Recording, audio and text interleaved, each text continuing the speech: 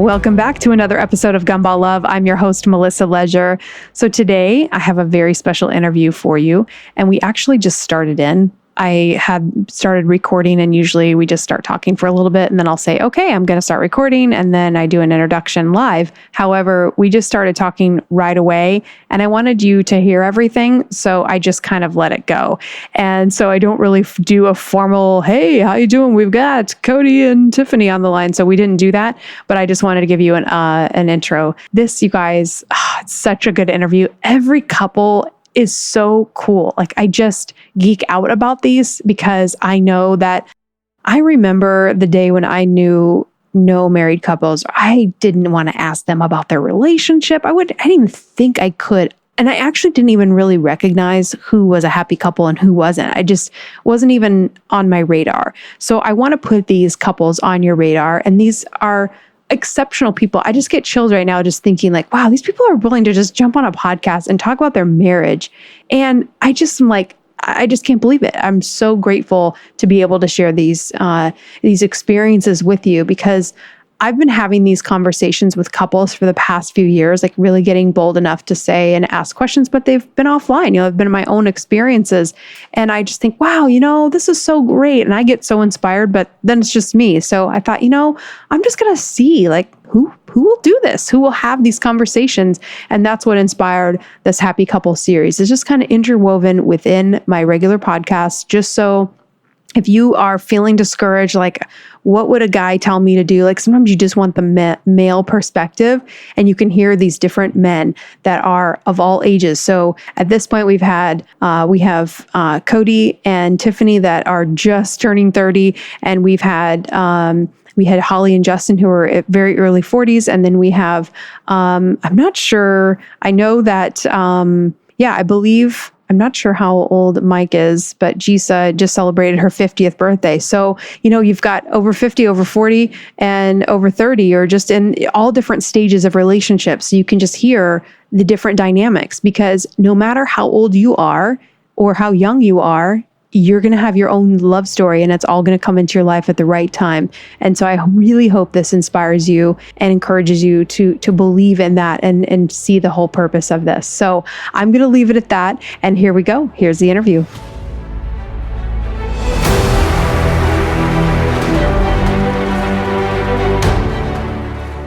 When did you guys meet? Were you younger? Yes, very young. We dated, or whatever you do when you're 15. We kind of talked, or whatever that was, for a week or two. Okay. Yes. Like, it's kind of weird because we're from a small town, so our families knew each other. So we kind of grew up knowing of each other. Okay. And then we did that whole, kind of hung out for a couple weeks around 15. And during that time, I never was really liking him, really. I just was kind of trying to like him. And then he had braces and he tried to kiss me and I freaked out and ran away. I didn't know how to kiss anybody with braces. I remember that in junior high when everyone got braces, we had discussions like, what is it like? And is it possible? And it was like all this, did this whole debacle happen when everyone got braces? Oh my gosh, that's hilarious. But then, after that, we just continued a friendship. Like, he always had someone he was with, and I sort of had someone I was with on and off, and we just, And moved away. Yeah, like, he went to school at Alabama, University of Alabama in Tuscaloosa, and then I moved to Birmingham for a little while, and, because we're from Alabama, obviously. Yes. And then, I also did some traveling with a music ministry. I've been in ministry my whole life. So, so we just kind of, but we always somehow came back around, hanging out again. I don't know. It feels like an extremely long story. So what happened was she texted me one night out of the blue, and it kind of just sparked from there, and we've been together ever since. So she acts like it was me that pursued her, but in all honesty, she knew. Wait a minute. Okay. She knew what she did almost, and it just took her 10 years to realize. No. So okay. So he'll never give all. Why don't men feel the need for details? Like, I love the details. So here's the details. Give the details. I'm up at like, I don't know, probably 2 or 3 in the morning. Like, it was really late. And I was living in Birmingham, had an apartment, and I was on the phone with, she's my cousin. We were like really close. And we were talking, and she's like, hey, I saw Kody. She had actually went to a party. And she was like, I saw Kody. And, we hadn't seen him in a while because there was a time where we were all kind of hanging out a little bit. And, he had his girl, and I was single at the time. But anyways, it's just a little side note. My mom would always tell me, she would always say, there's just something about Kody. I don't know what it is, but there's just something about him. And like, she just had this, she was so drawn to him for some reason. And I'm like, okay, yeah, like, whatever, because I never had like this overwhelming attraction. Like, he's not ugly, obviously, but I never would look at him and be like, dang, boy, you look good.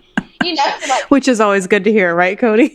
Yeah, like, it's never anything like that. Like, I just didn't really give it that much thought. But anyways, so she's like, I saw Kody, and I'm like, oh, I wonder how he's doing. It's been a while. And so I text him at like 2 in the morning, and very short and sweet, because we were friends. So I didn't think anything of it, And I said, hey, I was just thinking about you. It's been a while. I hope you're doing well. He had no reason to text back. And so he was asleep. So he texted me back the next day, and not a day went by since then that I did not hear from him.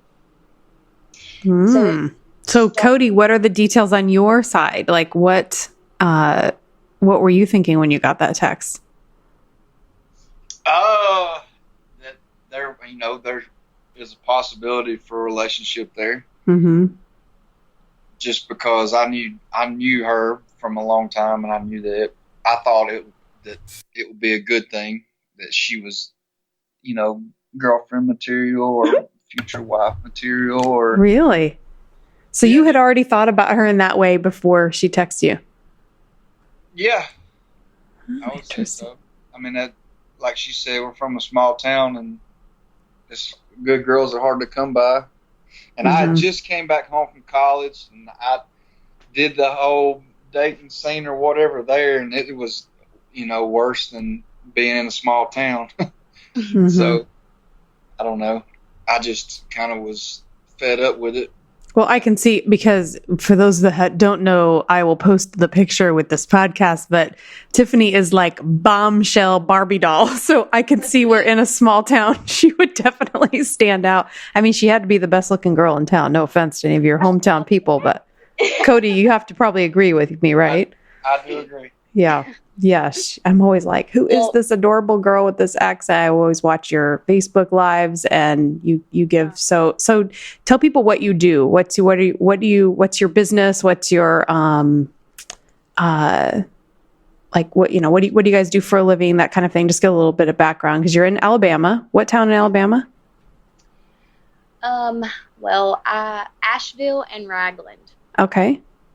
Those are the small towns, but they butt up against each other, so just over the hill from each other, I went to Asheville, he went to Ragland, but my dad's from Ragland, he works in Ragland, so a lot of my family's from Ragland, so I sort of always, I would prefer Ragland over Asheville in that sense. It just feels more like family there. But anyways, so I am a life coach, and I don't have this fancy pitch right now. That's okay. So I do have an office. I recently partnered up with a counseling service in Gadsden. And, they have some social workers there, counselors, and then me, the life coach. So with that, we get a lot of referrals from doctors' offices, school counselors, things like that. So there I see a variety of struggles, and I work with kids all the way up to 65-year-olds, and then, but online, I mostly try to I'm very passionate about, obviously women is my focus. So all my life, I have really struggled with fear. I have a lot of dreams, and I feel like I have gifts that God's given me, and I've been afraid to use them because I care what people think. And I do follow God. We are, Christians, and we give our life to Him. So I go to Him for guidance. What do you want me to do? What do you have for me? What is my purpose? Why am I here on this earth? And so I feel called to certain things. Like I do music and I sing and I play, and I do feel very strong that there's a place for me in leading worship and things like that. And so forever I just would run from it because I was just so scared I never even sang for my mom till I was like 14. Wow. And I've just always been scared. So I have this passion to really help people, women mostly, because those who are married and have kids, you can get lost in that, so I want them to realize there's more to you than just being a wife and a mom, although those are incredible, calls to be a wife and a mom. There's more, God's gifted you, and what's your gifts? What are you passionate about? What are your dreams? And I want to help them fight the fear and find courage to pursue them. And with that comes that I found with talking with a lot of people, that so many people deal with anxiety, and they're afraid to share that. And I also have dealt with anxiety and still do, on occasion. So I'm very passionate about helping people really just find that courage, because it's not been easy. And I've always wanted to be like, I just need that one person to tell me that one thing that's going to break this off of me and me just go hardcore, after my dreams. And it's just not like that. I mean, it's a daily fight. It's a daily wake up, choose not to give in to the fear and go for it, so. That is so true. It is a daily fight. Absolutely. I feel like we could do a whole nother podcast just on anxiety. And I don't mind if we kind of weave that in, because I think a lot of people are dealing with that. So if you feel something, because I really feel like this whole search, like a lot of my girls are in a search for their partner, and along with that search comes anxiety and fears. Am I not enough? What's wrong with me? Why is this not working for me? And then in that paralysis, you end up choosing wrong guys and being in the wrong relationships, because this is the guy giving you his focus and attention right now, but he's not the right guy, etc. So very powerful. So really quick, Kody, tell everybody what you do. What's your background? I'm a lineman for Alabama Power Company. Okay. Wow, we've had 2 power guys in a row. What are the odds of that? Yeah. 2 guys in electricity, right? Yes. Yes. Oh my gosh, that's crazy. What are the odds that I would pick 2 couples, one in New Jersey and one in Alabama? Maybe I should just find guys at power companies, because, okay. News alert, people, all the good guys work at power companies. Oh my gosh, that is so great. Well, awesome. How long have you been doing that, Kody? 6 years. 6 years. Oh my gosh. Awesome. So you guys have 2 kids, right? We do. How old are your kids? We have Kason, he's 4, and Hallie just turned 19 months, and I'm not normally good with the months, the whole thing. She's like 1, she'll be 2 in March, but okay. She just went to her 18-month checkup, so I know that. Okay. Anyway. I know the month thing. It's like, I lose track of 12 months in a year, so it's 1 year. I know, especially when people are pregnant, as soon as people have kids, it's like, all the people haven't have kids. Okay, so you're going to make me do math to figure out how old your kid is. That's awesome. So, all right. So we got a little bit of I just decided to just keep going with your story of how normally I would stop and record, but my style is more like, let's just start the conversation. So I decided to keep going with it rather than make you guys tell your story again. So for those listening, I usually start a little bit more officially, but sometimes it's just better to just keep the conversation going. So you guys you've known each other your whole life then, right? Yes, we have. Okay. So how old were you when you decided, or when did you send that text message? How many years ago? I was 25. Okay. So, yeah, we've been married 6 years. Okay, well, probably the text. We've been married for 6 years. Okay. Yes. So we're still pretty much new in our marriage, but, you know, we've done a lot of growing in 6 years. But so when, okay. I feel like I could talk for days about this. So, we got married in 2012. Mm-hmm. But we were only engaged for like 5 months because we knew each other. I mean, we didn't really see the point in dragging it out. Yeah. I mean, yeah. So, you know, let's just be married. We were both ready. We were beyond ready for it. And we dated for 10 months. Yeah. And then got engaged. Yeah. So it was probably 2010. Mm-hmm. So I'm 30 now. Okay. About 22, 23. Okay. Wow. That's so cool. I love that, you know, even in, I guess it was my first interview with Jisa and Mike, she also initiated the first conversation. And so a lot of people think that there are these rules about how the man needs to initiate contact, but it's not always the case. And if it's right, it's right, and it'll just work. So just kind of making mental notes myself that if there's somebody you're interested in and, you know, you feel like you want to reach out, you should, because in 2 cases, it ended up with 2 people being married. So, and I want to add this because this is why I let God control my life, because I do not know what I'm doing. He's a lot better at it than I am. But anyway, yes. Me too, so for sure. When I sent that text, I honest to God had no intentions of dating Kody.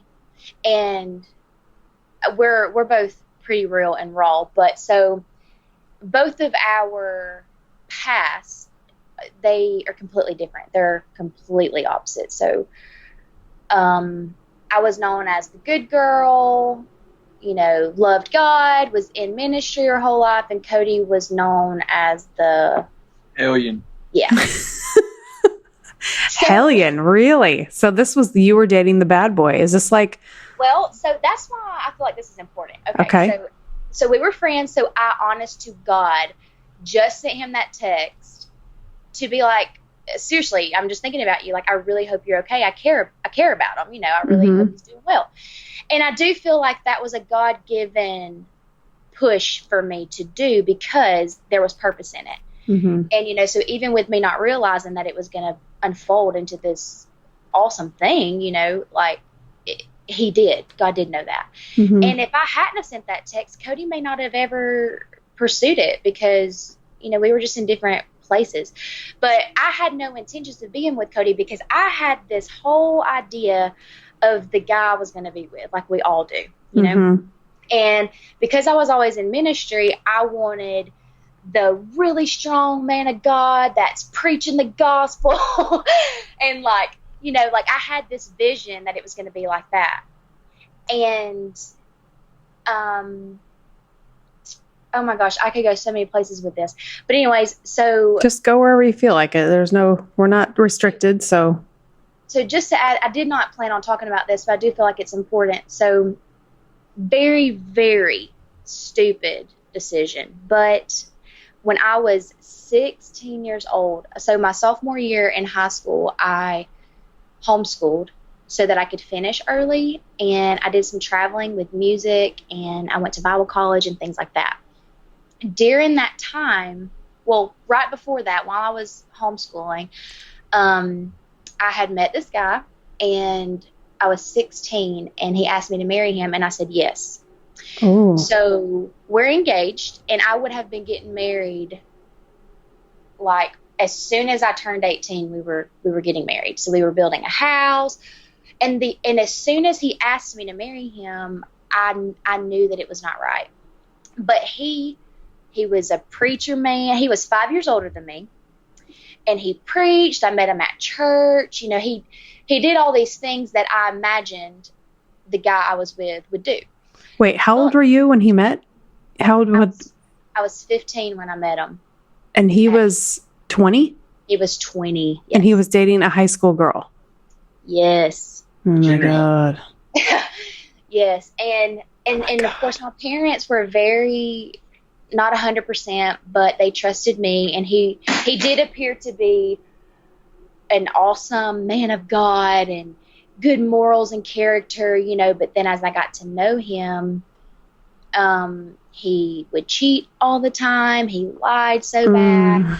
It just was a terrible, terrible thing. And he had a lot of growing to do himself. And so, I knew the whole time we were together that it was not right. I did not need to do it. So my mom would always tell me, she was like, you know, I don't care if you're walking down the aisle. If you do not want to do this, I don't care what money has been spent. Please just know you can back out. Don't let pressures of all of that stop you, because she knew it wasn't right either. And so one day I woke up and I just was like, I can't do this. So I ended it and, you know, moved on. But then I sent that text to Kody. So fast forward, you know, 5+ years. I sent that text to Kody. No intentions of us dating, because he didn't look like the person that I imagined I would be with. Meaning, you know, who he was, what he did, things like that. And so he sends me a text every day. Good morning, beautiful, every morning. We would chit chat on and off. So as soon as he sends that good morning, beautiful, I knew then that he was giving me those little, what do you call them, hints or bait. But I didn't feel bad about it. I just was like, oh, this is sweet. But I went through this time in my life where when I was like in high school and even after high school, when I was living by myself, like I'm kind of embarrassed to admit this, but I also think it's important. I was probably like a gumball girl. You were not. If I'm being honest. Really? Why? Why do you think that? Well, because I would date a guy, or I wasn't really big on making the first move or anything like that, but most of the guys that I dated, it would be very short-lived, and it would only be because, and I never was really into them. I never really was attracted to them, never really liked them. I think I was just passing time, but it was almost like a challenge. Like I wanted to see, like, oh, I bet I could get them. Let me just see if I can get them. And then once I got them, I was like, okay, I'm done, moving on, you know. But I really was just passing time, because I mean, that wasn't good, you know, that's terrible. And a lot of it was immaturity. And of course, because, you know, and honestly, I didn't realize that's what I was doing until later in life when I'm looking back. You know, I wasn't intentionally thinking, let me see if I can get them. But now I know I was. I was just going through the motions, you know. Yeah.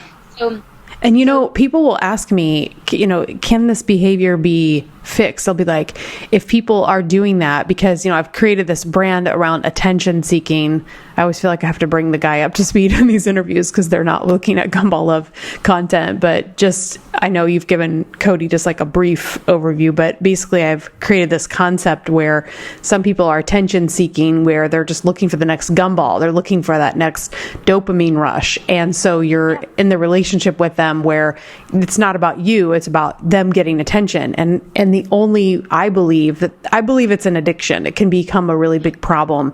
It does become a really big problem. But if someone becomes aware of it, I think just even becoming aware of an alcohol or a drug addiction, that's when, if you can become aware of it and then you are the one that focuses on changing that behavior, that's when I believe it can be helped. But I don't know that someone else can do it for you. So you were the one that recognized, okay, I was kind of playing a little game. And I think sometimes too, that's our insecurity, right? This all comes from insecurity of, definitely, I wonder if I can get that person. And then when you do, you get a temporary high, like, okay, I got them, but it's not fulfilling. Right. So then that's why you would move on, because it's like, and that's where when I hear guys, like player type guys, look at it as they like a challenge, when they say things like that, it's like, then it's about the challenge. It's not about the person. It's not about the connection.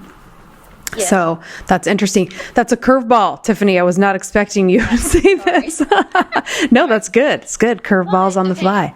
Well, I felt like it was important to bring up for this part of the story. But so so Cody's texting me, and then he ends up inviting me to a basketball game in Alabama to watch, their basketball team play. And which is a pretty good basketball team, right? Yeah. Yeah. Okay. No, I'm talking about. Oh, the University of Yeah. Yeah, well, you stood me up. Yeah, I stood him up. Oh, really? Why? Okay. Well, to be honest, I think I don't know really. I mean, I think I was just scared because I wasn't interested in that. I really wasn't interested in like dating him because, like I said, I don't know. I texted him and told him I wasn't coming, but it was like 10 minutes before the game started. Oh, God. And he was sitting ready to go, just waiting. I feel terrible, but. So this was the first time this is like first date after the texting. Like this was the first time he said, hey, let's go to a basketball game. You'd text a little bit. He was saying good morning and all these things. And then you were like, I can't go 10 minutes before. Yeah. So then he comes home. I don't remember us ever really acknowledging that during that time. Did we ever really talk that? I gave you some grief about it. Absolutely. But it was an hour and a half commute from Tuscaloosa to where we live, so I would come back home and stay for the weekend and stuff. And then that's where we finally ended up. Yeah. I guess it was a little bit more convenient for her then. Yeah, that's it. There's not as many guys in Raglan as there is in Birmingham. I don't know, but. Yeah, I don't know. So he comes home, and then he would be like, do you want to come over, and watch the game at my house? And, sure, whatever. Yeah, I'll come. His mom and dad's there. It's real casual. I know him. I know his family. Whatever. So I go over there. Again, no intentions because I know his past. I know who he is. I know what he's known for. I'm seriously just hanging out. Again, so, Kody, what were you known for? Well, see, maybe that should be a better question for her to ask because I never felt I just felt like it was a reputation I really didn't earn or deserve. But I guess maybe she thought that I was the player, or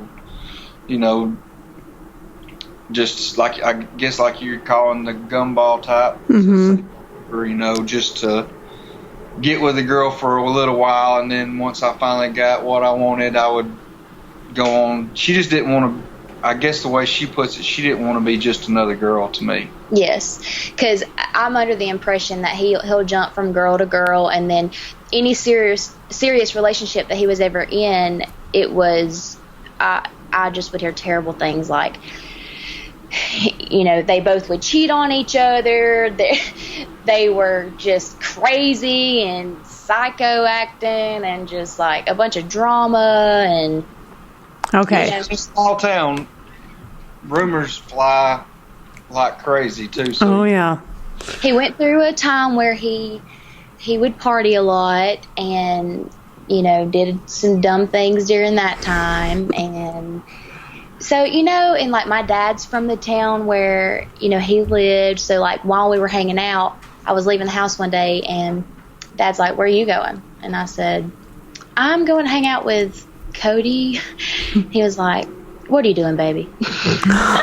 Even my dad was like, but I'm going to be honest, this is just what we knew of him, but we were friends and, what they thought they knew. I think that would be I said knew of him. Yeah. No, I get it. I'm from a town of 6,000 and everybody knew everybody because, my parents had been there for a long time. And then I grew up there and, there's only 6,000. I don't know. How big is your town? 1,300. 1,300. Okay. Oh my God. That's your town is immaculate. It may be a little bigger than that now. That's back when I was in school. Okay. But Raglan is very, very, we don't have any fast food. There's one red light. It's very small. Yeah. Okay. So you were going out with a guy that everybody had misconceptions about. He had kind of a undeserving bad boy reputation. Yeah. Okay. Some of it was deserved, but most of it was all live. Let's be honest. Hey, I think we can all say that when we were that age, we weren't exactly angels. I mean, I don't know. So we've all made our mistakes for sure. Okay, so you went over to his house to watch the game.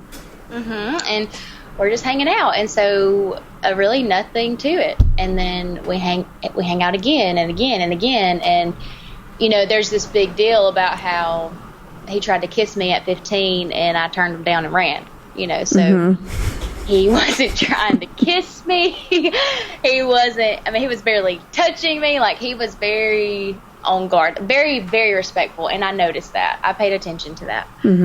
He wasn't saying anything that I expected him to say, other than calling me beautiful and things like that, and it just was kind of a slow thing, I guess, sort of. I had grown up. Yeah, I mean, he did. There was a lot. I had noticed a lot of change from when we used to hang out, so. Did you laugh when you said you had grown up, Kody? Did I laugh? Yeah. Yes, it was a joke. Okay, I thought so. And then I was like, oh wait, maybe that was something in the audio and I just laughed inappropriately. Yeah, okay. So, but what were you thinking during that time? Like, you weren't touching her, you weren't trying to kiss her. Like, what was going through your mind then? Honestly, for me, when that happened when I was 15, I don't guess it sounds petty, but I was done. That was the chance. It didn't work out. She was still a friend, but we didn't really hang out. I wasn't going to blow her phone up. Until once she texted me, I felt like, okay, maybe there's something possible there, but I wasn't going to text her first. As far as me trying to start something, I would talk to her as friends, but I wasn't going to pursue her anymore. So, and then once she opened that door, I felt like her texting me that night. I mean, honestly, if you would be sitting there and someone texted you at 2:00 in the morning, you gotta assume, hey, I must be on her mind. She's laying there awake and can't sleep thinking about me. I gotta sure. Yeah, I didn't think that one through. So I was like, well, I'm gonna do everything I can to see if I can make it happen, but at the same time, I don't want to do the mistakes I've made in the past, especially when I was 15 and tried to kiss her too early, I guess. So what some girls would think is a lack of interest, you were just like, what is a guy doing in that situation? Like, why not kiss her? Why not touch her? Like, why the slow approach? I have my suspicions, but I just want to hear from you, like, what was going through your mind? Well, I've always tried the fast approach, and at 25, it hadn't been working out for me too yet, so. And I just knew that this is something. I just had this feeling that it was something that could go further than where I've been relationship wise before. So I was going to give it as much time as it possibly needed. Was my plan. What was that thing that you told me before? Because I asked him, I was like, "What was different this time?" or something, and you said, "I just knew if I ever got another chance with Tiffany K, I wasn't going to blow it," or something like that. Yeah, I mean, I just didn't. If something happened and she became uninterested, it was not going to be my fault. Okay. Yeah. So you had to go through that torturous time. Like, is he never going to kiss me? Is he never going to touch me? Like, what's happened? Were you wondering that during that time? I mean, I was wondering, but I really honestly didn't want him to. Not at first, just because I had no interest. I was just there hanging out, and I mean, if he tried, I would have kissed him because I was past that too. But I was so worried about. I didn't want to just be another girl. Like, I felt like I had been a challenge to him for so many years, and now that we're finally hanging out, he's thinking, "All right, now is my time. I'm finally gonna get what I've always wanted." So I'm thinking, he's thinking. What every other guy would be thinking. His actions were telling me different. And so after so long, which I don't really even know, maybe a month or longer, I don't really remember the timeline, but it was a while, and he had plenty of chances and never took them to make a move, And so he really didn't make a move until he knew that, well, I'm assuming the first time we kissed was like right before Valentine's. Mm-hmm. And we started hanging out in December around Christmas. Whoa. Yeah. So it's like almost 2 months of hanging out with no physical interaction. Yes, and that spoke volumes to me. I was like, okay, this does not look like the Kody Wynn that I feel like I supposedly know. Mm-hmm. You know, like, so then that sort of got my attention. Mm-hmm. It worked, Kody. Your plan worked. I mean, obviously we know the end, but it's still kind of like suspenseful. Like, then what happened? Yeah, that's great. So, okay. So then after the first kiss, like, when did you know 100% like, okay, this is really something?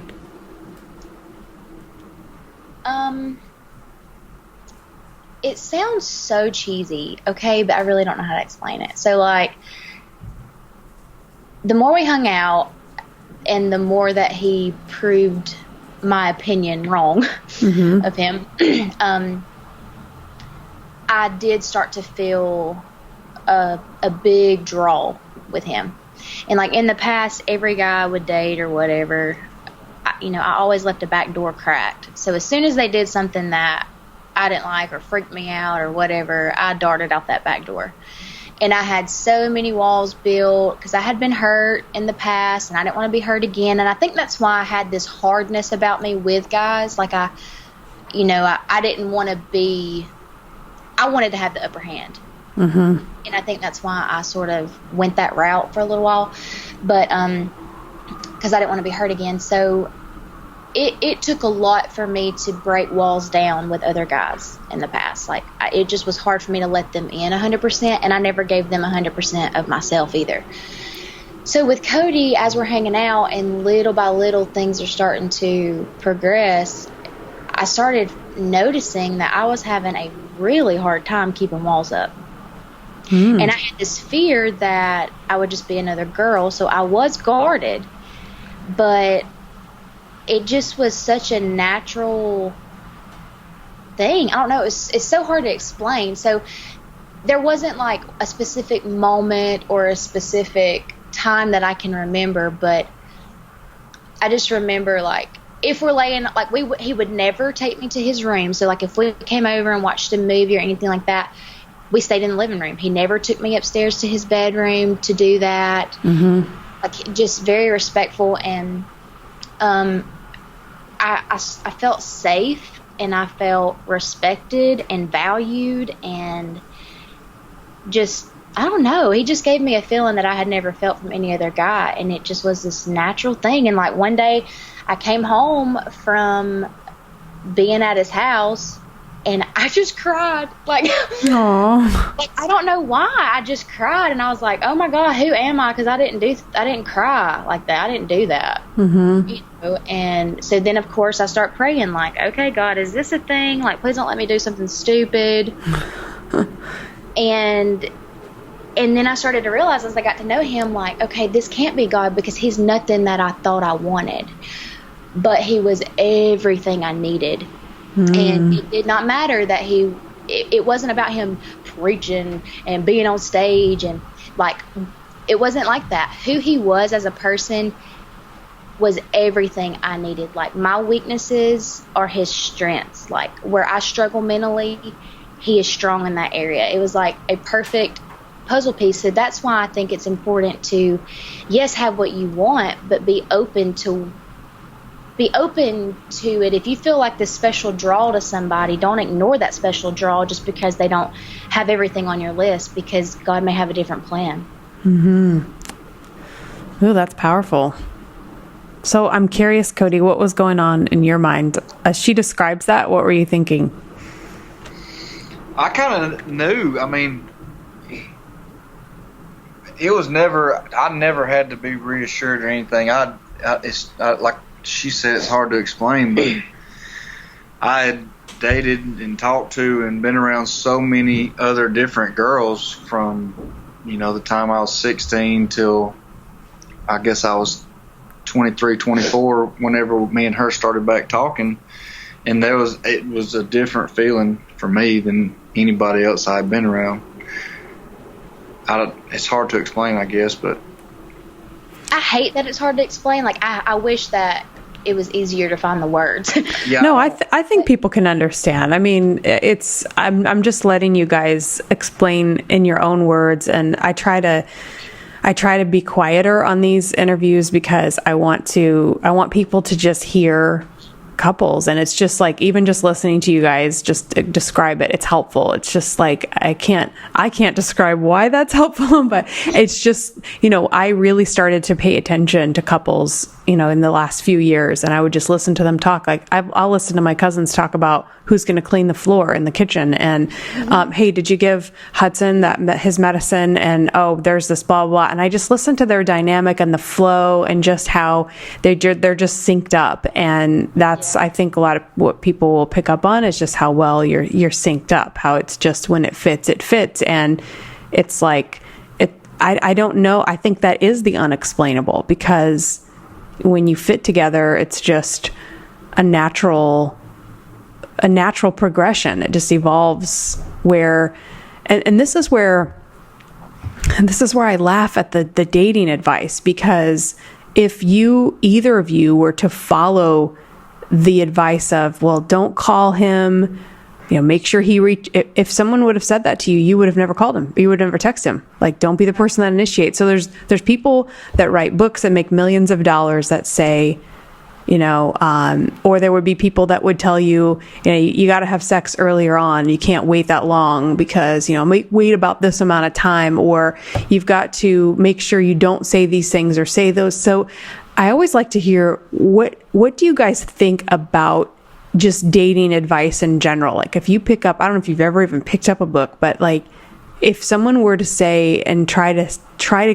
come across that they had these tips and tricks of ways to meet the right person, like, how does that sound to you? Or like, what's your reaction to that? If you've ever looked at some of that advice, or like at the grocery store when there's just like a top 10 list on a magazine, what goes through your mind? Or do you ever even think about it?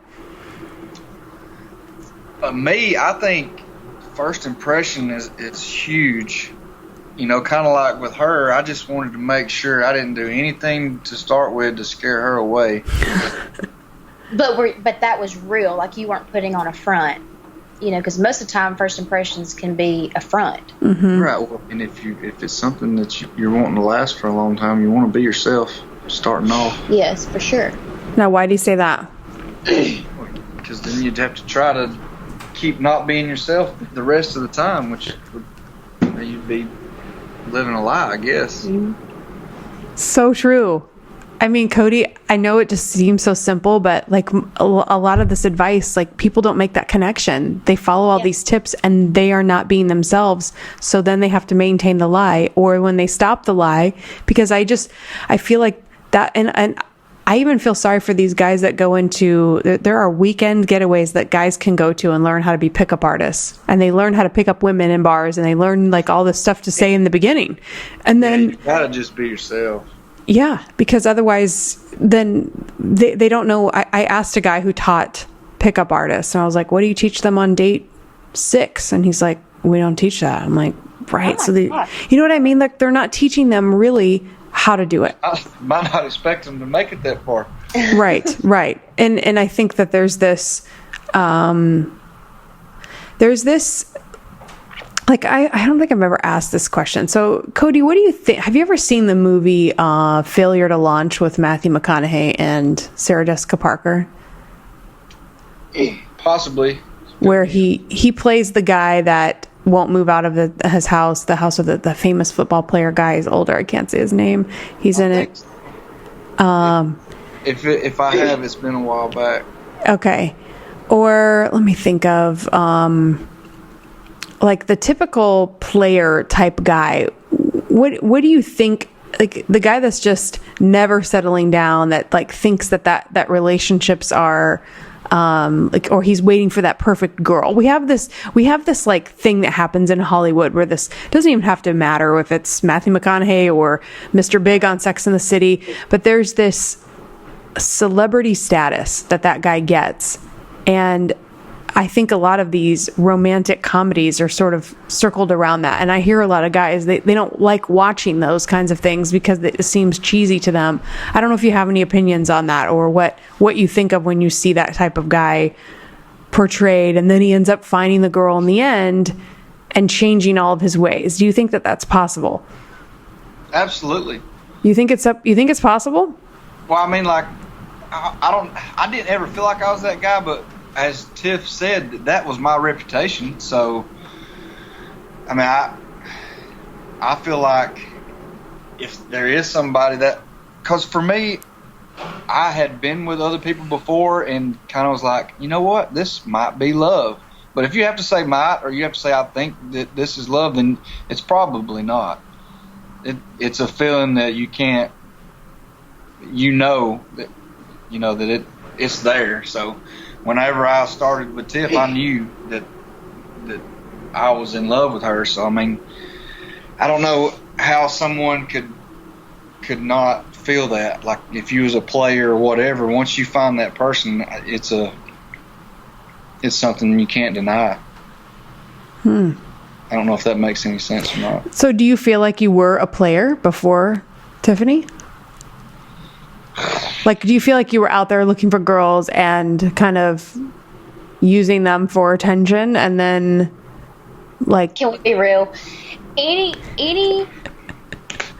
old message that I ever saw that he sent a girl, like, before we got together. Like, so say we're dating, we're hanging out, and I see old messages to girls for whatever reason. Mm-hmm. Like, because I'm searching this stuff. It wasn't like that. We were just... Maybe I was like, let me see what this guy does behind the scenes. And there would be things like, I need help studying. Can you come over and help me study? What? That is... Or... Dun, dun, dun. Yes, you did. Or, I need a back massage. Kody. I probably had hurt my back or something. So I only say that because I think if he ever did, it was and maybe most guys are this way, but it's always with one goal in mind. Mm-hmm. I mean, I wasn't always the great guy that didn't try to push stuff at the beginning. I mean, and then like in Tuscaloosa too, that you really didn't have to try hard or make a good impression because there was women everywhere, so you really wasn't that worried about it. And a lot of them are throwing themselves at you. Mm-hmm. So, I mean, it's kind of encouraging in a way because, I think there's a lot of girls too that they're dating guys. Like, see, you're talking about being in your early 20s. So it's like, yeah, it's not the most upstanding behavior, but I bet that a lot of guys that are good guys that are married today, they may have had a phase like that. So I don't think, this is where I tell all my girls, I don't believe we can make rules. I don't think we can say this guy can never change. Maybe they can. It's just like we have to, I want people to be able to use this information and be able to make the best decision with the information that they have. They talk to their therapist, they talk to their pastor, they get their, I believe having your family be around the person that you're with because they can see who brings out the best in you. I believe our family and our friends can really identify, yep, that's the person for you, because they can just see you're synced up. So I think there's a lot of factors. But what I think we're seeing, Kody, just in the dating world is we see guys doing that are over 35, over 40, and they're still saying, I need a back massage, and we're like, yes. So, that's where it's like, if I'm dealing with a younger guy in his 20s, again, it's like, I don't want to judge anyone too harshly. At the same time, I think, let's be honest, some of those girls, you were not interested in them at all. And so you were saying things like that because you had no intention of, they weren't the marriage material like Tiffany was. Not that it justifies the behavior, but the actual text message, how it came across, I mean, you wouldn't tell your daughter to answer those texts, right? Right. And it really didn't matter if they said yes or no. It's just, let's see what happens kind of thing. Yeah, because there was no emotion tied to it. Or no consequence. Interesting. You guys, more than meets the eye with the wins. I like it. I mean, I think this is reality. Like, I'd love to create the gumball love theory and have everybody fit it perfectly, but I just don't think that that's possible. I think sometimes there are people that can. I know of one other guy that said, yeah, I was a gumball guy, and then really he said that he developed a relationship with Jesus. He became a Christian, and that he said, I took that lifestyle to God, and that's how I overcame it. I don't know of any other stories of men that have been able to change. A lot of these guys will take this into their relationship, or they will continue to cheat. Like, they love their wives, but they can't stop seeking the attention from other women, and then they bring it into the marriage. So, and then they're dealing with that dynamic. So, wow, you guys got curveballed me here. All my questions feel like they're not. Sorry. They don't apply now. I'm like, oh crap, what do I say now? So, okay. Well, maybe we can shift gears just a little bit. So what would you say to, there are a lot of girls out there, and they're getting text messages like that from guys. They are worn out. Let's say they're in their 30s or their 40s, and they're like, should I just be with one of these guys and just try it out? Like, even though I don't feel like it's 100%, like what advice would you give to women that they're not sure, or they're going through this online dating hell and they're trying to just find somebody and it just doesn't seem 100% right, but they feel like they're running out of time? Like, what would you tell your friend? I feel like I'm running out of time. Do you think I should just date one of these guys? I mean, he's not perfect, but he's all right, or he's this or he's that. Just knowing what you know about marriage and...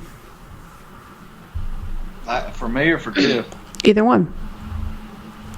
Do you have an answer, Kody? I would say, if it's that obvious, I would say no. I would say wait. I mean, I know I even at the age of 24 felt like, I probably I'm not going to find anybody for a while. I couldn't imagine being later on 35 or so, but it can be toxic and terrible and just prolong the search even further. So it's kind of hard to say, I guess. I'm glad Tiff went out on a limb with me. Mm-hmm. So I guess there's a fine line there, but... What do you mean it can be toxic? If you try that guy and it ends up leading to 2 or 3 years down the road, or even a marriage that shouldn't have been, or something of that sort. Yeah. I think that, because I did take a chance on him, but in the beginning, I didn't have intentions of it going anywhere. Or I was kind of just doing what I had always done and just hanging out for a little while, to pass time or whatever. But I had this, I think I just had like this, because I didn't want to be another girl. So why was I even going to hang out and watch the game at his house? You know what I mean? Mm-hmm. Like, what am I doing? I did like Kody, and I liked him as a person. We were friends. We had a casual relationship, a friendship, But maybe I don't know. I feel like I just had this God-given unction. I don't know. Just the way that I texted him that night, and oh gosh, I wish I could find the words. I did take a chance on him. I did. And I'm thankful that I went into it with this. I'm not going to judge him for his past. I'm going to find who he is. I'm going to develop my own opinion of him. Mm-hmm. I'm going to get to know him before I say that I know him, because I really didn't. I didn't know him then that way. In lots of cases, though, you were fortunate to know me before. But a lot of people don't have a past. Yeah, they don't. To judge by. So I guess what she's saying is, Yeah. Out of the blue, or from a dating site, or the dating games, or whatever, would you recommend that? I mean, I feel like if they don't, because you were saying if they didn't have everything, right? Or just if somebody had texted you and said, "Hey, I need a back massage," but you thought about, should I maybe give it a try or not? What would you tell your friend to do? Is what she was asking. I would tell my friend, heck no. Mm-hmm. But just because if you already have hesitations, don't waste your time. But you had hesitations, just playing the devil's advocate. But you did have the backstory, so you know, like, it does help to know someone's family. Like, I come from that small town where I know, like, I was engaged to a guy when I was 18, and I grew up with, his sister was my best friend. I spent the night at her house like 100 times or more every weekend. We were, so I knew the family and I knew the background. He ended up being the bad guy in the end, which was crazy because his whole family is outstanding. And so sometimes the family is not the best measure. You can be the one bad person. No, he's not a terrible person, but definitely not a good boyfriend. And so, but it does help to know someone's background. But I think what you did is, even though you knew his family, even though you had, you grew up and together and you knew each other, you still took it slow. I mean, from December till Valentine's Day, that's a lot of time to spend around somebody without being physical, really just developing. I mean, would you say you developed your friendship in that time? I do think so, yes, because we did have a friendship before, but it only went so far because there had to be boundaries, because there were other relationships. Like, he was with someone, I may or may not have been with someone. In between that, I guess, 8-year span, from 15 to 23 or whatever, there really wasn't a whole. I mean, we spoke and stuff, and when we saw each other, we could still strike up a conversation pretty easily. But far as, I mean, it was almost more like acquaintances. We didn't really see each other. Yeah, that's true. It wasn't like we saw each other every weekend. It wasn't anything like that. Yeah. I mean, I didn't know a whole lot about that time span of how she, what had been going on in her life. So it really wasn't like starting over, but it was close. Yeah. Yeah, I think that slow process in the beginning was important because there was no physical contact. So any tie I had to him was purely over who he was as a person. There wasn't an emotional tie because, we had been physical in any way. It just was genuinely conversation. What do you like? What's your favorite color? What do you do for fun? Like, we kind of did start over with those questions. And I think if the guy's not truly interested enough and he can't even do that for a small amount of time in the beginning, it's probably fake. Yeah. But that's me. Just really getting, so tell me what he should be doing. What kind of questions? Because this is like, I know this is going to sound really basic, but this is what a lot of girls don't ever really realize is not happening. So what do you consider those basic questions of getting to know her? Well, like I was just saying, even though I knew Tiff, I had missed so much of her life, and we were just catching back up. I mean, stuff just of that nature. Your interests, your goals, your beliefs, anything not intimate or, not how many guys have you slept with, or going through your phone to see the other girls you've been texting. But yeah, like the real stuff, getting to know each other. Yeah. I mean, to me that it's. I guess you could go through the motions, but for me it was sincere. So I don't know. I think at least you should know that, be able to tell if a guy's genuine enough or not in that aspect of it. So if I were to take, let's say we could pull some girl that follows Gumball Love and I could say, okay, I'm going to put your guy on the phone with Kody and he's going to ask him some questions. What do you think the guy should know about her if he's really interested? Like, if you were going to interview the guy, what would you ask him? Okay, do you know XYZ? And you would know, like, Yeah. After how long? Like, how long have they been talking? Let's say a month. I mean, that's enough time to know a lot. Mm-hmm. So what should you know? I mean, he should know all of the things. He should know at least what she wants out of life in general. Have some kind of... This is where the guys aren't good with details. Have some type of knowledge as to where she's going, where she wants to be, know a significant amount about her family, know some details from her past. Don't have to know the whole past. Like I said, you don't need a background check or anything, but you know, I don't want to say the basics, but just stuff you would want to know about anyone. I mean,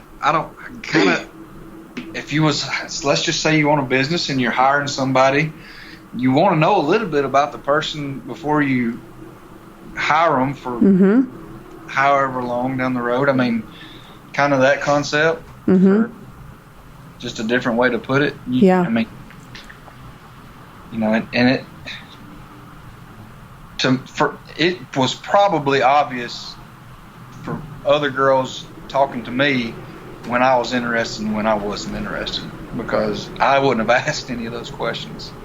I wouldn't have cared if they had any brothers or sisters, or even what, like at college, even what they were taking, or, you know, what their major was, any of that stuff. Well, that was irrelevant. So interesting. It's, you know, there are some guys that can get you so caught up in them, and they're texting, they're saying these sweet things, and they can seem really into you, but then at the end of the night, or you've spent time around them and you're like, he never asked me about work, he never asked me about my family, he never asks me how I'm doing. Like, the interaction is a lot of times really intense with these guys. Like, it's all focused around attraction. I call it the schmoopy phase. It comes from like the oldest episode from Seinfeld, where he's like, no, you're schmoopy, no, you're schmoopy. It's like this lovey-dovey stuff. Yeah. And it's really, like, when you're really attracted to somebody, it's tempting to get caught up in that, because there can be a tremendous amount of physical attraction to somebody, and it's like, can be all consuming. Yet when you back up and those key questions are not being asked, it's epidemic, Kody. Like, this is happening so much, where girls are just like, the guy doesn't even know if she has brothers or sisters, or where those people live, or what she really does for a living. Like, he might kind of have an idea, but he doesn't actually know, because he's not asking questions. I can see that.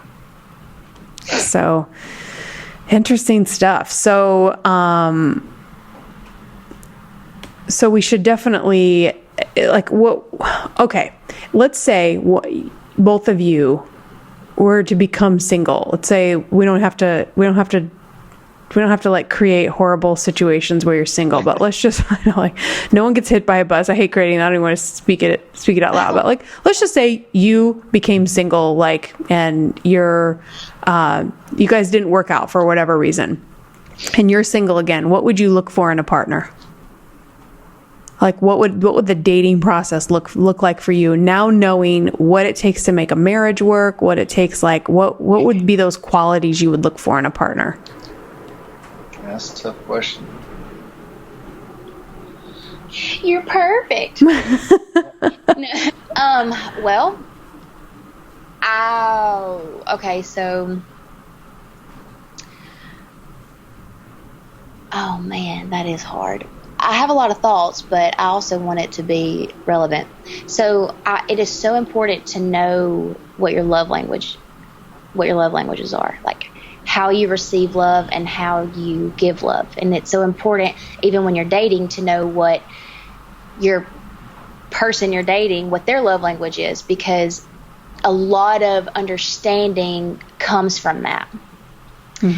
And like, a lot of women absolutely love to get flowers randomly and a random gift, and because their love language is gifts. I mean, of course, if Kody comes home randomly one day with flowers, I'm going to be like, oh my gosh, thank you. And it's going to make me feel amazing that he was thinking about me and, you know, acted on it. But it means more to me. Kody is so good. He'll help clean around the house. He is so present with the kids. He'll come home from work and sweep the floor or do the dishes or wash clothes. I mean, he does everything. Mm-hmm. And I would much rather have that from him than flowers, because they're just going to die. Mm-hmm. But not every girl is going to be like that. So I do think that knowing your love language is really important. And I know that no matter what, like with marriage, no matter what the argument looks like, the issue is always going to be a foundation of he doesn't feel respected and she doesn't feel loved. And that is the cycle. Why are you arguing? Well, somewhere along the line, he didn't feel respected, so he reacted. Or she didn't feel loved, so she reacted. Mm-hmm. And that's just how it works. It's been proven years and years and years and years. No matter what the situation looks like, that's always going to be the root of it. So I'm probably going to look for a man who is good understands those things, and is mature enough to know that compromise will have to happen. And I just think it goes it wouldn't be superficial stuff, I don't think, like the whole, I don't really know, to be honest, because my mindset now that I've been married is deeper, because we're trying to continuously grow our marriage and, try to fight the statistics of divorce. Mm-hmm. And so you have to do the deeper things, like we have to sit and say, okay, we were arguing about this. What was really going on? Mm-hmm. Like you snapped about this. What's really going on? Is that hard for you to do, Kody? What's that? To talk about it, like to talk about those things?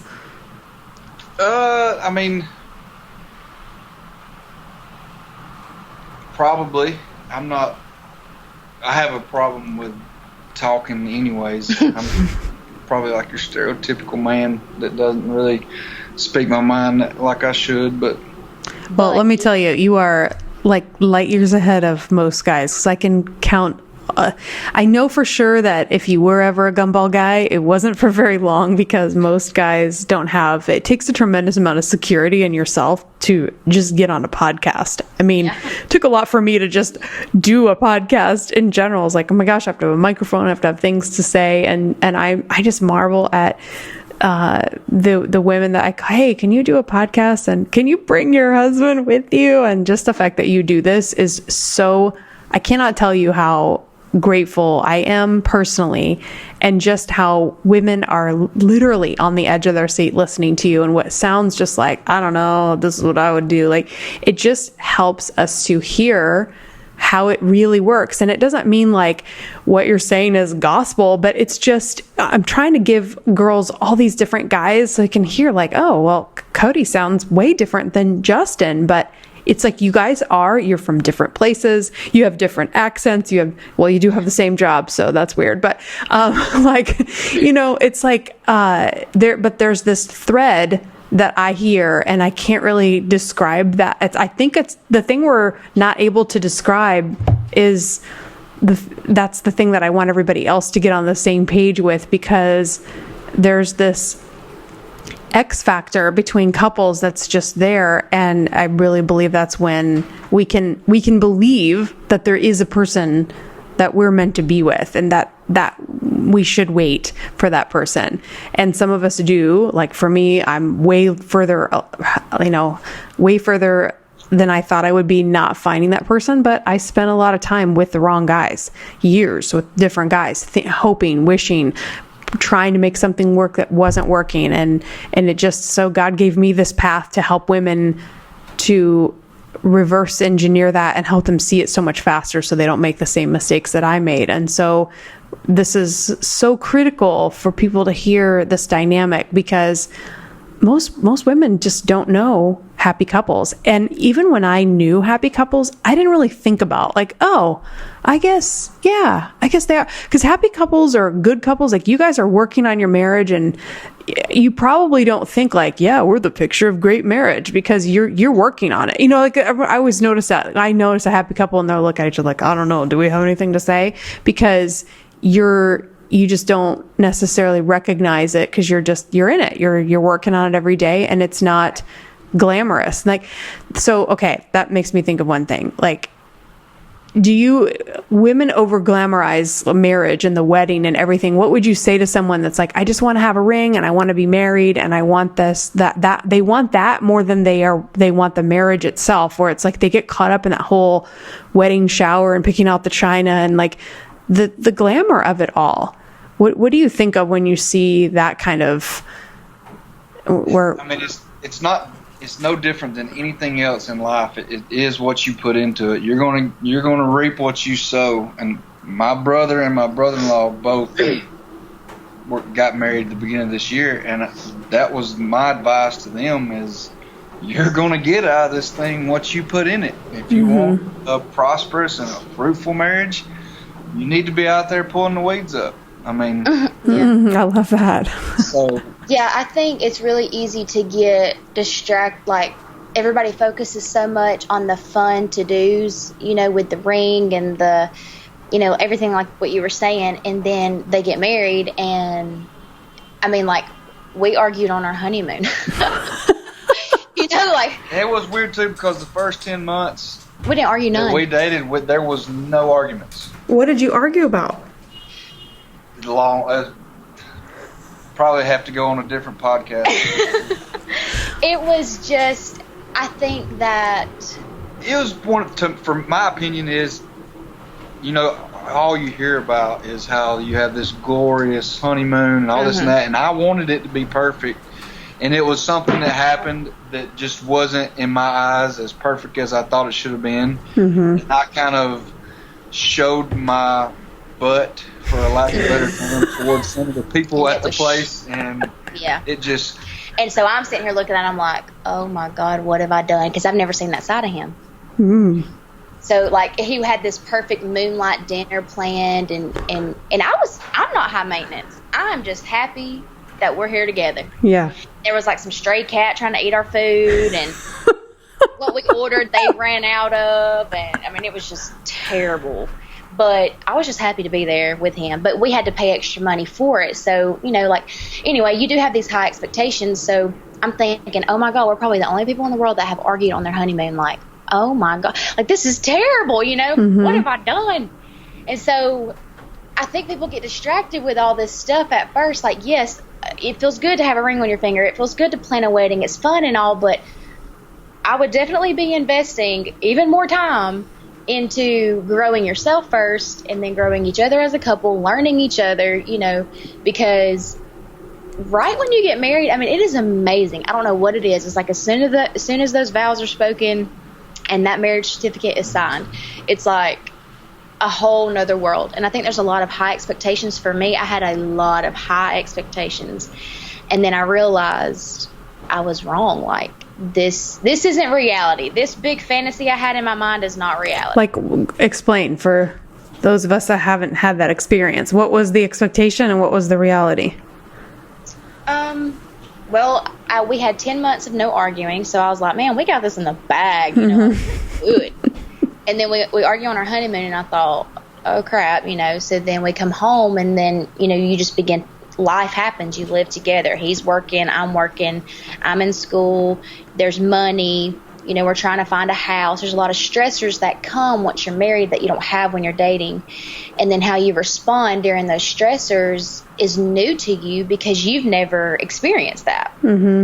Especially having to do it with someone else. And then there's like pet peeves, like he would leave the cabinet door open. Or Kody. He'll put the toilet seat down now. Okay, there's the balance right there. But he'll leave the cabinet door, so like little pet peeves, and I would just kind of be like, oh my gosh, like you just learn each other in a different way because you're together day in and day out. We didn't live together before, so we didn't know those things. And I don't agree. Like, a lot of people will say, well, that's why you need to live together before, so you can kind of like test drive it before you buy it, kind of thing. I think that is crap. Why? Because, well, I don't feel like God designed it that way, first of all.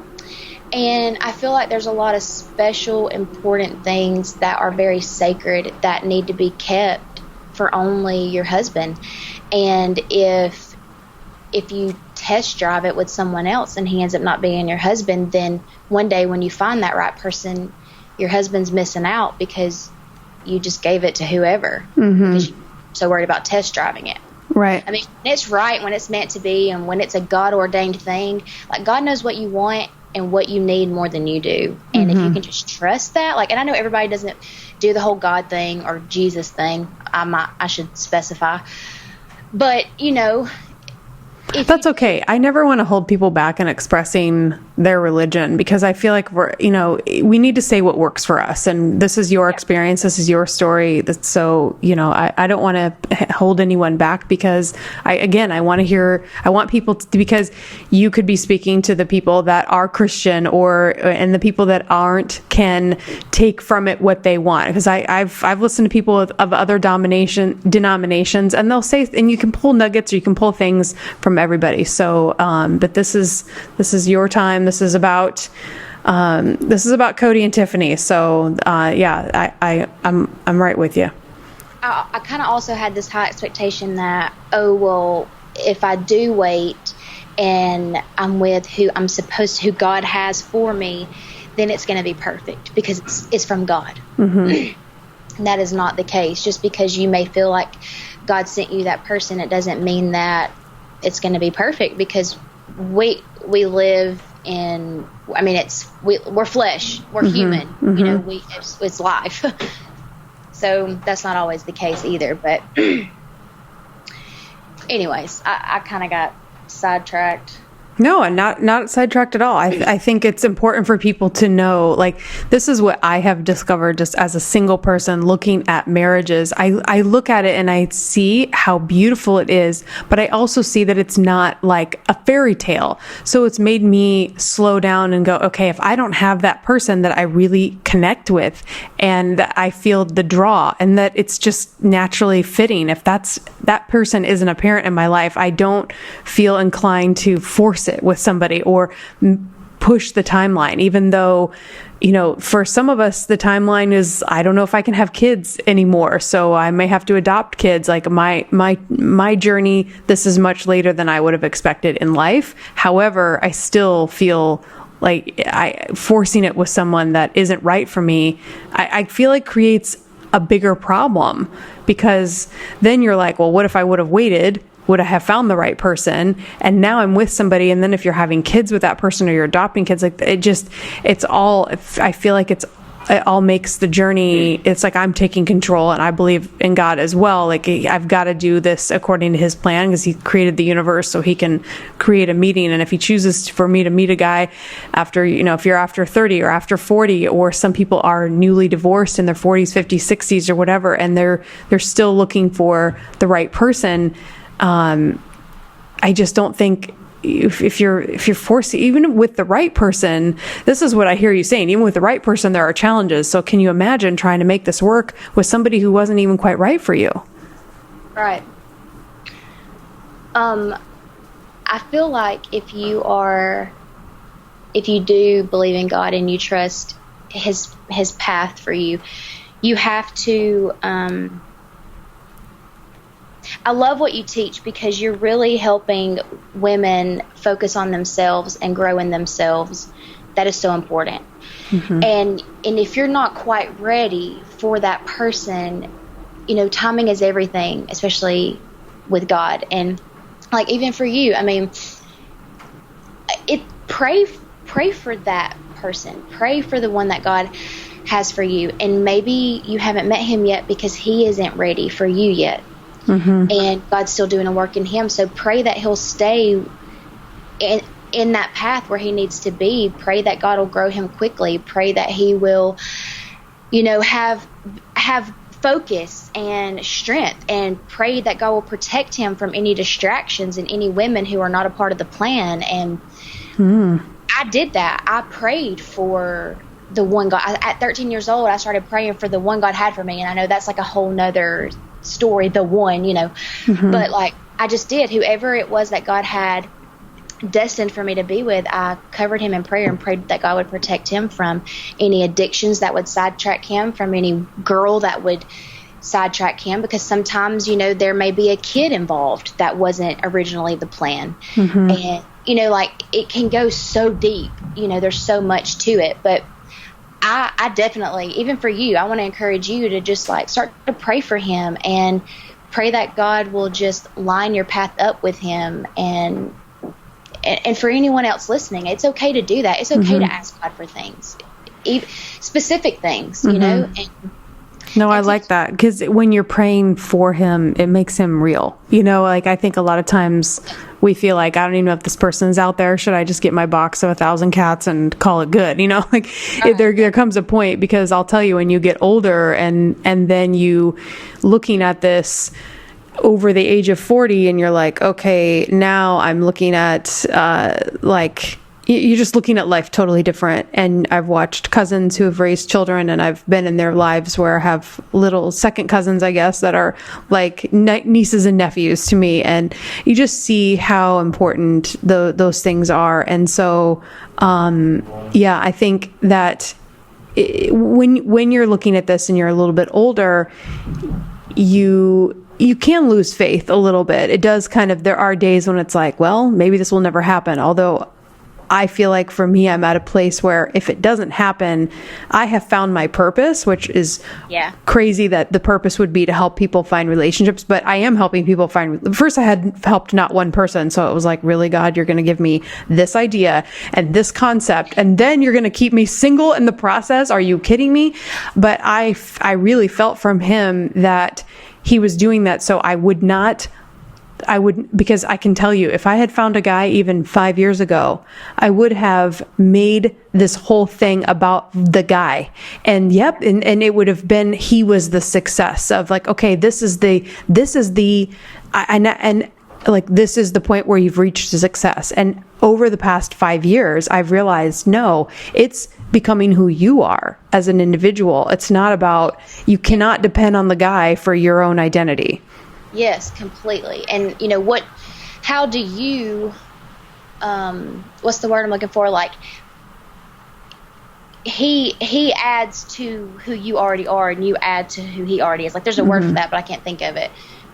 Compliments. Yeah. Yes. Yeah. I mean, I hear that with the both of you. This is also what I just love is like, I hear you were able to say, I didn't think you were all that when I first met you. Like, I just am amazed that somehow couples can just say these things to each other and be like, oh my gosh. And then his reaction was like he's got confidence. He knows he's a good looking guy. So he doesn't, you know what I mean? Like, it's just the security and the individuality between the two of you that I don't see or hear you trying to be something for him, and I don't hear him trying to be something for you. It's like, you come as you are every day, and you're not trying to impress, or you're not trying to, he doesn't make you feel, you both don't make each other feel like you have to be anything other than exactly who you are. Right. Yeah. It's so cool. I like him, who he is. and he, are you still there? Yeah. Okay. My computer went crazy. I was making. Oh, okay. No, I'm here. Okay, so there were times in the past where I would date a guy and they would be so sweet. I mean, would give me anything I wanted, said 100,000 million things to me that was so sweet. I mean, and I'd be like, oh, thanks, like that's really sweet, and it would make me feel good, but it would turn me off. Like, it's so weird. I'm so weird. Like, I would just be like, ooh, like, you're too sensitive. I don't like that. And that would turn me off. And then so. But do you think it turned you off because he didn't know you well enough to compliment you that much? I don't know, really. I mean, because sometimes when people like really compliment, you're like, you don't even know me well enough to know if any of that's true. So that's how I think about when I never thought that way, because it would be things that he clearly did know. Like, okay. I mean, would fluff me up. Like, I'm just so honored that you agreed to go on this date with me, or you are just so beautiful. And I've always wondered what it would be like to date you, and it's exceeded my expectations. Yeah, that is gross. Blah, blah, blah, and then it would just turn me off. But the sweetness side of it, the thoughtful side of it, there was nothing wrong with it really, but it turned me off too. When they made it too easy for me, I was bored. Mm-hmm. I liked having something to work with. Kody could say and do all those same things, and I loved it. Because he also had a side to him that I didn't feel like I could run over him. He demanded respect from me, and I naturally, respected him as a man. Mm-hmm. And I've always compared the guys I dated to my dad, and even my brother, because he's so much like my dad. But they're they can be really sweet and stuff, but there were many times where my fingernails would be dirtier than the guy I was dating. And stuff like that just turned me off. So those small details that may seem stupid and petty, they matter, because it makes up who you are as a person too. Mm-hmm. So anyways, interesting. I don't know where that from or where it was going. No, I know. I was thinking when you were saying they're I've always wondered what it would be like to date you. I think the reason that's a turnoff is it's because I just saw the movie A Star Is Born with did you see it? Yes. Okay, so we won't. And Bradley Cooper. Yeah, lady. Yeah. On 103.7 today. You what? They heard their song on the radio. Song was on the radio today. Oh, nice. I know. I immediately downloaded this. I was literally walking home and downloaded the soundtrack. I'm I want all those songs. So I don't want to ruin the end for anybody, but I think it just when she meets him and he's the celebrity initially, and she realizes that people don't even talk to him like a human being because they treat him like a celebrity. And so I think when guys are so enamored, when they show that, they're oh, I just can't believe it shows a lack of security in themselves right away, because even if you find somebody attractive, that's not what you say when you're secure in yourself. You're also sitting at a position that they may be physically attractive, yes, but you're also still seeing the whole person, and you realize that external beauty is great, but you don't have the full picture, so you're not enamored. Or guys that are like that, it's okay, that's it makes you uncomfortable, because they're almost like the fan, versus when Lady Gaga met Bradley Cooper in the movie, she didn't treat him like she was a fan. She talked to him like a real person, and they were able to develop a relationship because she didn't treat him like he was some star. She actually was just grounded. And so I think a lot of those guys aren't grounded, and so they get stars in their eyes when they're on a date with a pretty girl. I've had guys where they couldn't get over that. It was okay, you're making me uncomfortable. Thank you. I appreciate that you find me attractive, but this is weird now. I can't sit here when you're looking at me like that, So yeah, I think it's insecurity, and it is then I get grossed. It's you finding me that attractive now makes me grossed out with you. It's and now I think you're gross. No. So you guys, this has been so awesome. I love these interviews, because I think it's almost an advantage when the guy doesn't really know my content, so he can't really reference it. And so I almost prefer it that way, just because I want to hear the real side. I just want to hear the authenticity. So I know this is a lot easier for girls because we chat about relationships a lot, but Kody, you did an amazing job. I couldn't have asked for more. I think it's so awesome to hear. I really appreciate you guys sharing your story and the details, and putting this out there for other people to hear, because it's really it's gold. I think it's the best thing. I can talk about it all day long, but having these examples just makes, because somebody's going to find something in your story, and maybe they'll find something in Holly and Justin's story, or Jisa and Mike. Everybody's different ages. I think we've gotten from 50s, 30s, maybe 50s, 40s. You guys are just barely 30, right?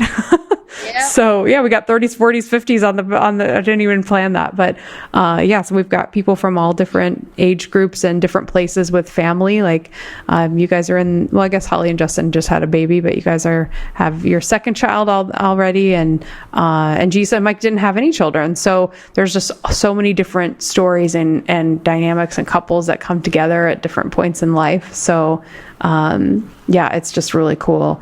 Do you have any other thoughts or anything you want to add that you were thinking about? No, I mean, like you said, I could talk forever about it, but we really feel honored and appreciate that you even asked to have us on here, and hopefully we were able to help. Yeah. I just feel like we talked in circles, but maybe someone can get something out of it. Maybe someone can get something out of it. Yes. No, you didn't talk in circles. And I never want this to be too structured, because I think people just need to hear like a regular conversation, and just like, you know, people just sitting here and asking like, and I hope, and people that are listening, if they feel like I'm not asking questions they want me to ask, because I just try to sit and I have an idea, but I really don't structure it, because if I do, then I feel like I put myself in a box, and then the conversation gets kind of, I think it gets boring, or, you know, you listen to other interviews and you're like, oh, they knew the questions before. So, or they had it all planned.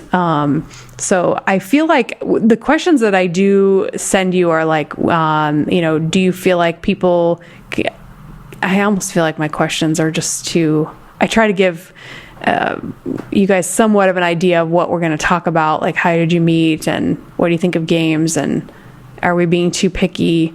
But man, you guys really helped me see that if you feel drawn to someone, that it's okay to go slow, and it's okay to feel it out, and it's okay to have maybe some doubts and still kind of keep going and be cautious, and you don't have to be at this perfect place. That it sort of can be messy and disorganized, but still can come together. And it's okay to test the guy. That's kind of what I did with Kody. I tested him, mm-hmm.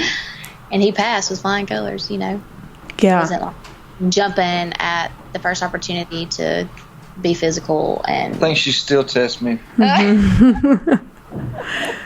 So one thing I did want to ask both of you, this will be my final question, we talked about women really, and guys too, but mostly girls listen to this podcast. My whole program that I just launched, my third class in the academy, is called the Back to You Academy, because what I realized is I wasn't able to be myself with men, because I was afraid to be myself. I was afraid to show who I was, but also I really didn't know a lot of who I was too. I didn't know how to, like, being myself was hard for me I was like, I don't know if I am being myself. I had to really explore what I like to do.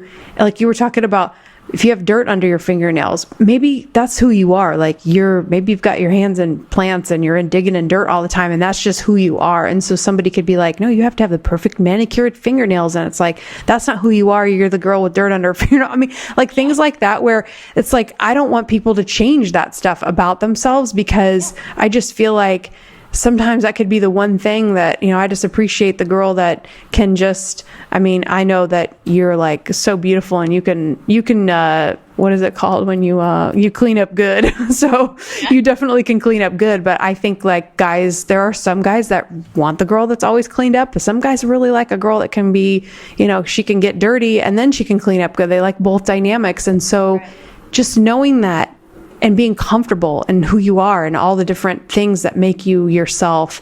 What would you say to girls that have, a lot of girls listening, they've been beat down, they don't really know who they are, they're frustrated, and they're on dating sites. And this is where I really push my girls, especially in the academy. They're on dating sites. They want the guy so bad, yet they feel like they have lost themselves completely in previous relationships. Do you have any words of encouragement for girls? Like if you could tell them things that they should do, or 2 things they should do, whatever is on your heart, of like, I'm beat down. I don't feel like I even know who I am, but I've got my profile on Match.com, and I feel sad that I'm alone and I'm single, but I'm exhausted, and I don't know if I even should be on here.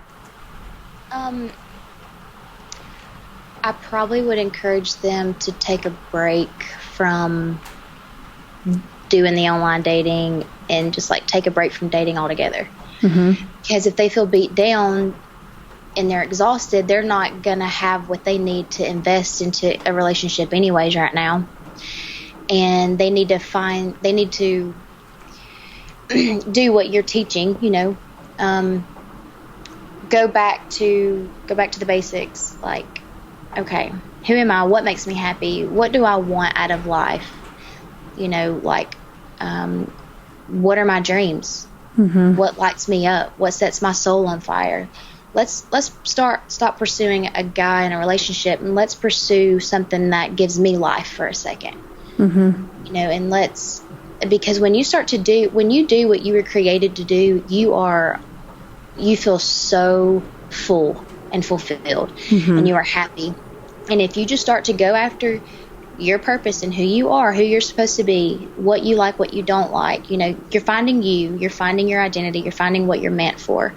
When you're on that journey to becoming that, or even searching it out, because sometimes we don't know, we have to search it out. But when you're on that journey, I feel like as you're trucking along, dude man is just you'll be on your way down, and all of a sudden, like, bam, you just kind of, well, there you are, like he is just hanging out on the street waiting for you to get to that point of your journey. I love that. It's a good visual.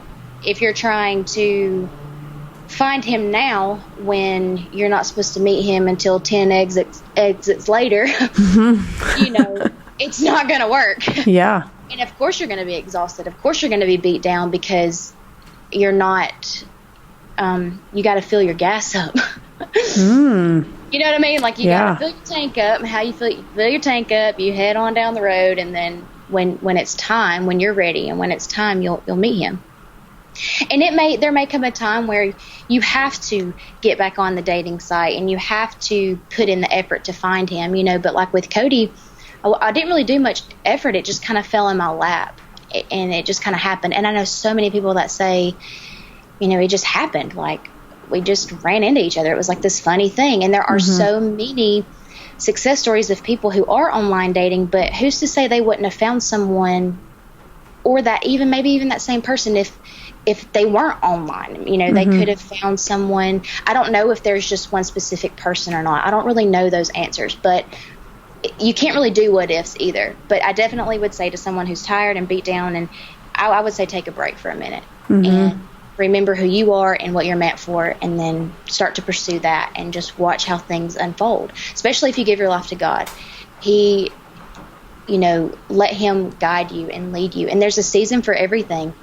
And right now you may be trying to make a season happen where you're finding someone, but really right now maybe your season needs to be, where you are learning about yourself, or you are doing a lot of self-love and remembering that it's okay to love yourself. It's okay to spoil yourself, or, like we're maybe you're in a season of friendships with lots of girls, a lot of girl time, or friendship, season where you need to go back to school for something, or, there's a season for everything. And if you're trying to grow fruit on a dead tree, it's not going to work, So many nuggets, Tiffany. Go, go, go. I love that. Trying to grow fruit on a dead tree. That would be exhausting.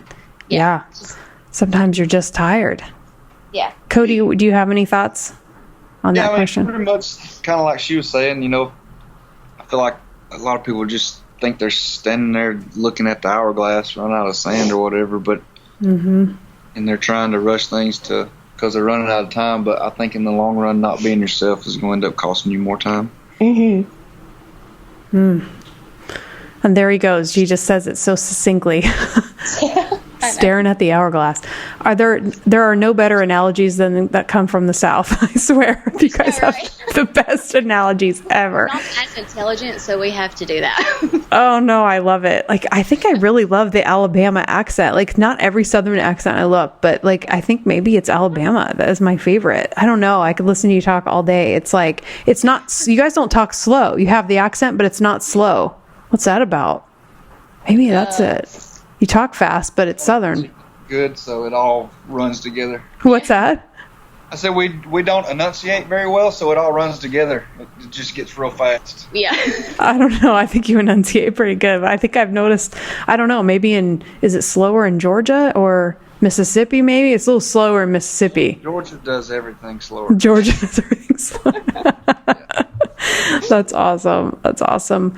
Well, you guys, I could literally talk to you all day. I think this is our longest interview, but I don't ever. I feel like we needed to say all of this, and so anybody can turn off the podcast and turn it back on. So it's not like a TV show where they're chained to their couch. They can listen in their car or on their way to and from work. But I think this is. I do this for the people that really need every single word and every bit of encouragement. So I want to thank you again for taking time out of your day. You've helped me weather out this. We have a nor'easter here on the East Coast. It's literally been pouring rain this whole time, but I've got my cozy cup of coffee, and it's just been just so fun to hang out with you guys and learn about your relationship. And I cannot express enough gratitude for how much this helps people, and for you to take the time to do this and be open and vulnerable and share the intimate parts of your life. So thank you again so much.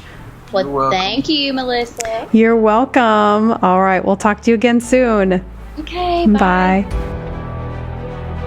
Bye.